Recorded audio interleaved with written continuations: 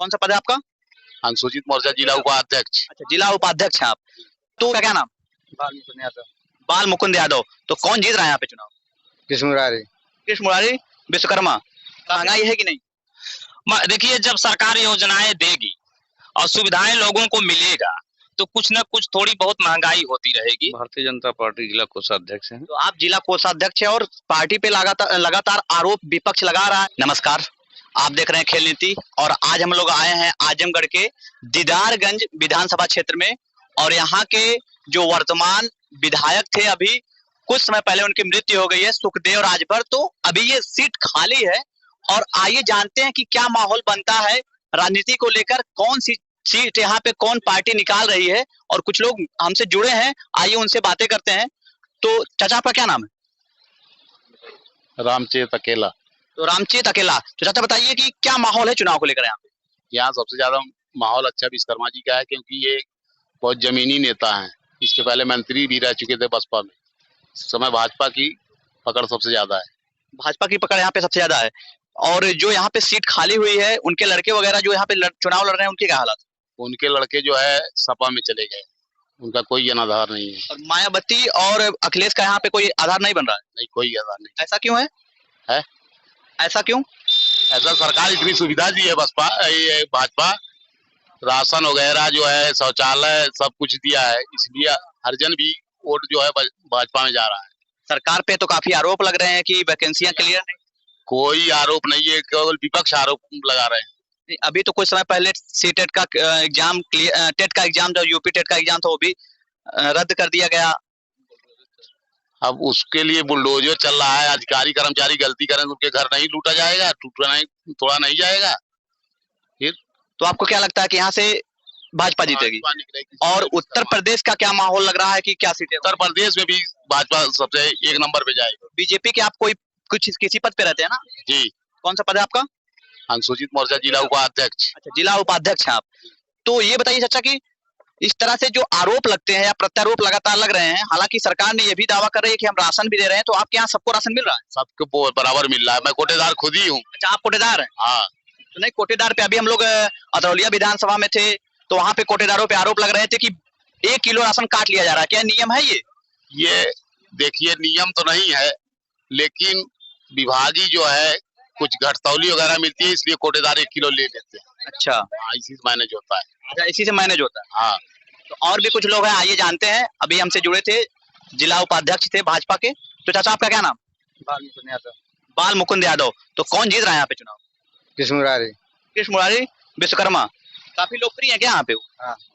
ऐसा क्यों है कि वो बहुत लोकप्रिय है और जो दूसरे नेता है वो लोकप्रिय नहीं है? बराबर मिलते हैं हम लोग। अच्छा, बराबर मिलते हैं। तो भैया क्या नाम है आपका? मेरा नाम है अजीत कुमार। तो अजीत जी, आप क्या करते हैं? मैं राजनीति से प्रेम रखता हूँ, राजनीति में कार्य कर रहा हूँ और हमेशा लोगों के बीच में जाता रहता हूँ। जो भी लोगों की दुख या सुख में रहता है, उनमें योगदान देता हूँ, लोगों के बीच में रहकर उनका सहयोग करता हूँ। यही मेरा काम है और साथ ही साथ मेरा जो है बिजनेस भी है, मैं बिजनेस भी कर रहा हूँ। जैसा कि आप जान रहे हैं, देख रहे हैं कि ये राजनीति से जुड़े हैं, तो क्या माहौल है यूपी का? यूपी में देखिए, भारतीय जनता पार्टी 350 सीट से अपनी सरकार बनाने जा रही है और भारतीय जनता पार्टी जो इस समय अपने सरकार के कार्यकाल में जो काम कर दिया है, वह आज तक कोई पार्टी नहीं कार्य की। और हमारे उत्तर प्रदेश के जो जनता है, वह इस सरकार को, माननीय योगी आदित्यनाथ योगी जी को, माननीय प्रधानमंत्री नरेंद्र मोदी जी को लोकप्रिय नेता अपना मान चुकी है। और 2022 में भी माननीय आदित्यनाथ योगी जी को वह अपने दूसरे विधानसभा के इस चुनाव 2022 में अपना मुख्यमंत्री बनाकर उनको पुनः लखनऊ भेजने का काम करेगी, जिससे हमारे उत्तर प्रदेश की जनता को पुनः उनका हक और उनकी जो समस्या रहे उससे निदान हो सके और उनका विकास हो सके और जो भी अधूरे काम है वो माननीय मुख्यमंत्री के द्वारा पुनः वह कार्य पूर्ण हो सके। दीदारगंज के लोगों के मुद्दा क्या है? दीदारगंज लोगों का मुद्दा यही है कि इस बार हम लोग जिसको भी, जैसे माननीय कृष्ण मुरारी विश्वकर्मा जी जैसे हम लोगों के बीच में आकर लोगों के मदद के लिए दुख सुख में शामिल हो रहे हैं, लोगों का सहयोग कर रहे हैं, चाहे वह कार्य किसी भी पीडब्ल्यूडी का हो, चाहे वह किसी के थाने स्तर का हो, चाहे वो तहसील स्तर का हो, चाहे वो जिला मुख्यालय का हो, हर प्रकार की समस्या लोगों का देख रेख कर रहे हैं। तो यहाँ की जनता की यही विचार है कि भारतीय जनता पार्टी के द्वारा माननीय कृष्ण मुरारी विश्वकर्मा जी को टिकट मिले और पुनः हम लोग उनको विधानसभा का सीट, विधानसभा का चुनाव उन्हें जिताकर अपनी समस्याओं का हम लोग उनके द्वारा हल निकलवाने का काम करेंगे। तो आपको बता दें कि कृष्ण मुरारी विश्वकर्मा वही है जो इससे पहले चुनाव में विधानसभा में दूसरे स्थान पे रहे थे और यहाँ पे काफी लोकप्रिय नेता माने जाते हैं, तो काफी उनके चांसेस लग रहे हैं विधानसभा दीदारगंज में। सरकार तो ये दावा कर रही है कि हमने काफी ज्यादा वैकेंसियां क्लियर की, लेकिन उनपे आरोप लग रहे हैं कि महंगाई बहुत ज्यादा है। देखिए, आरोप प्रत्यारोप ये सब तो विपक्ष के लोग लगाते रहते हैं, लेकिन सच्चाई यही है, जनता से जो लोग उम्मीद कर रहे हैं और जनता में ये एक दूसरे में बहस होती रहती है कि जो भारतीय जनता पार्टी के द्वारा कार्य हो रहे हैं उससे जो है विपक्षी लोग जलन रख रहे हैं। आपको क्या लगता है, आपको क्या लगता है महंगाई है कि नहीं? देखिए, जब सरकार योजनाएं देगी और सुविधाएं लोगों को मिलेगा तो कुछ न कुछ थोड़ी बहुत महंगाई होती रहेगी। हालांकि अन्य देशों से अभी हमारे देश में जो है ऐसी कोई महंगाई नहीं है जिससे हम लोग को जो है पीड़ित होना पड़ेगा। नहीं, अन्य देशों का मतलब ये हुआ कि अभी हम अपने देश में रह रहे हैं और मोदी जी तो ये कहते थे कि हम आएंगे तो महंगाई कम करेंगे, तो क्या ये मोदी जी पहले नहीं जानते थे कि योजनाएं देंगे तो महंगा नहीं रहेगा सामान? नहीं, तो अगर मान के चलिए तमाम योजनाएं हैं जिसका लाभ ले रहे हैं, जैसे राशन हो गया आपका, वो फ्री जनता तक पहुंच रहा है, आपका ये गैस कनेक्शन फ्री मिला है लोगों को, तो शौचालय है, हर वो भी घर घर शौचालय है, आवास है, जिनके पास छत नहीं था उनको छत देने का काम हुआ है। तो तमाम ऐसी योजनाएं हैं तो जिसके अंतर्गत अगर कुछ थोड़ी बहुत महंगाई हो भी रही है और इतनी मान के चलिए डीजल पेट्रोल पे लोग बात करते हैं कि महंगा हो रहा है और इस हिसाब से गाड़ियां भी बढ़ रही है। आप देख रहे हैं एजेंसियों पे जितनी भी गाड़ी आ रही है धड़ाधड़ निकलने चली जा रही है और गांव क्षेत्र में जहां भी देखेंगे हर घर जो है गाड़ी की सुविधा उपलब्ध हो रही है। जब अत्यधिक मोटर गाड़ियां बढ़ेंगी तो जाहिर सी बात है डीजल पेट्रोल पे प्रभाव वो पड़ेगा। डीजल पेट्रोल महंगा होगा तो 2014 से पहले सरकार को नहीं पता था कि ये ऐसा होता क्यों?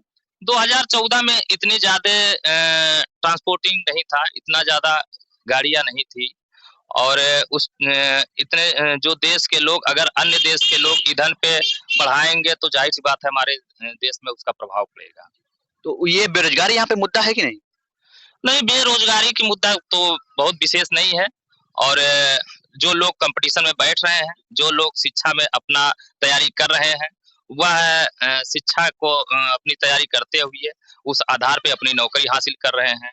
अभी माननीय हमारे अमित शाह जी हमारे जिले में आए थे, वह लोगों को अवगत भी कराए कि लगभग 7.5 लाख से लेके 8 लाख रोजगार देने का वह काम किए हैं। तो 7.5 से 8 लाख रोजगार दिया है अमित शाह जी बोल रहे हैं, वैसा भाई साहब ने बताया है। और भी कुछ लोग जुड़े हैं, आइए उनसे बात करते हैं। तो भैया आपका क्या नाम? दिनेश जैसा। दिनेश जी आप क्या करते हैं? भारतीय जनता पार्टी जिला कोषाध्यक्ष हैं। तो आप जिला कोषाध्यक्ष है और पार्टी पे लगातार आरोप विपक्ष लगा रहा है। हालांकि अभी जिस तरह से चुनाव का माहौल बदल रहा है, क्या आपको लगता है कि योगी जी फिर सत्ता में आए? एकदम 100% है, सत्ता मिलनी है क्योंकि सरकार गरीबों की सरकार है। गरीबों को जितना सुविधा ही सरकार ने दिया है आज तक कोई दिया ही नहीं, कोई भी सरकार। अखिलेश यादव बोल रहे हैं कि हम 400 सीट लाएंगे। 400 का 403 सीटें है तो 400 पा जाएंगे, 3 तो उनके भाई भतीजावाद में तो बस देंगे। भाई भतीजावाद का आप आरोप लगा रहे हैं, तो कैसा बीजेपी में नहीं है क्या? भारतीय जनता पार्टी में नहीं है, हमारा राजनाथ सिंह के लड़के खुद सिर से नेतृत्व हमारा आ जाएगा, मोदी जी को हटा दिया जाएगा तभी भारतीय जनता पार्टी ही रहेगी। अडवाणी जी चले जाएंगे भारतीय जनता पार्टी ही रहेगी। इसमें क्या है, अखिलेश यादव चले जाएंगे सपा खत्म हो जाएगी, बचेगी क्या? क्या मायावती और अखिलेश को क्यों नहीं यूपी में पसंद किया जा रहा? अब बुआ भतीजा को लोगों ने देखा है, सत्ता देखी है, इन्होंने जो है इसके पहले भी लोगों ने देखा है, लेकिन सब तुलना करते हुए भारतीय जनता पार्टी की सरकार रही। मुद्दा यहाँ का क्या है विधानसभा दीदारगंज का? दीदारगंज विधानसभा में मुद्दा तो जैसे बहुत बड़ी सड़क है, ये सब तो कमी है ही, लेकिन हमारे विधायक नहीं है जो कि दूसरे दल के विधायक हैं।